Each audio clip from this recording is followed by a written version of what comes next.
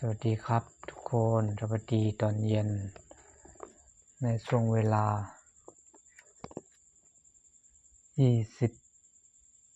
24 นาที2 ทุ่ม 24 นาทีลงคลิปก่อนนอนนะครับคลิปนี้ก็คลิปที่2เนาะคลิปที่2สำหรับเย็นนี้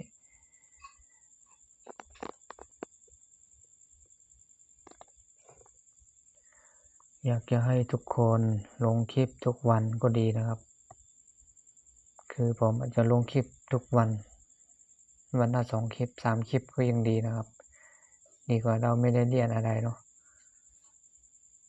ถ้าเราเรียนมือถือเราก็ต้องมีแรงวันของตัวเองก็อยากมีรายได้ใครก็อยากมีรายได้เหมือนกันนะครับแต่ก็ถ้าอยากจะมีรายได้ก็ให้ลงคลิปทุกวันสม่ำเสมอไม่ว่าอยู่ที่ไหนก็ตามนะครับถ้าเรามีสัญญาณอินเทอร์เน็ตอยู่ไหนก็ทำได้ขอแค่เราขยันทำตามถ้าเราไม่ขยันเราก็อยากได้เงินมันก็ไม่ได้ครับเนาะ